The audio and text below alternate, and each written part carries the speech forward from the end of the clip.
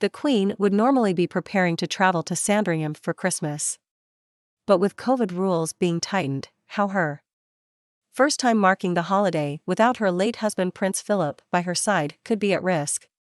This year, the Queen was hoping to celebrate Christmas with family, a far cry from last year when the coronavirus lockdown caused the royal households and the rest of the British public to be separated when the government cancelled plans just days before.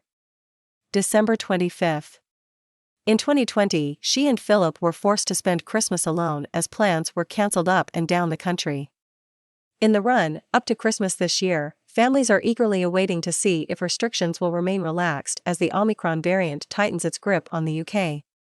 The Queen is planning to spend Christmas 2021 with her family at her Norfolk estate, Sandringham.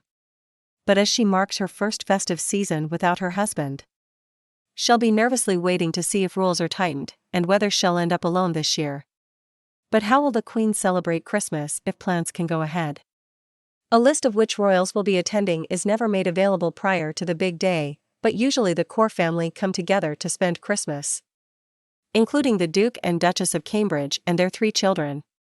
This will be the first year the family will spend the holidays without the Duke of Edinburgh, who died in April at the age of 99 and marked his last Christmas alone with his wife.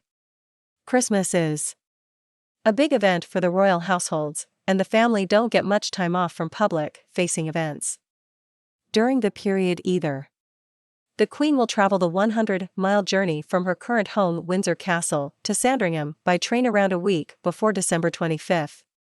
Attending family members arrive at Sandringham in the afternoon on Christmas Eve, and in the evening the family reportedly has a black tie dinner. The family also exchange their gifts on Christmas Eve instead of on Christmas Day, and the reason for this is unclear. On the morning of December 25, the family attend a church service at the St. Mary Magdalene Church on the Sandringham estate. Well, wishers often gather to see the family make the walk from the main house to the church. The family also reportedly gathers to watch the Queen give her annual Christmas speech, which has been a tradition since she took to the throne in 1952. Last year's speech was particularly poignant given the coronavirus crisis, with the monarch saying the pandemic brought us closer despite the widespread hardship it caused. She said, "Of course for many, this time of year will be tinged with sadness, some mourning the loss of those dear to them and others missing friends and family members distanced for safety, when all they really want for Christmas is a simple hug or a squeeze of the hand. If you are among them, you are not alone. And let me assure you of my thoughts and prayers." This Christmas is believed to be the first time the Queen has returned to Sandringham since her husband died.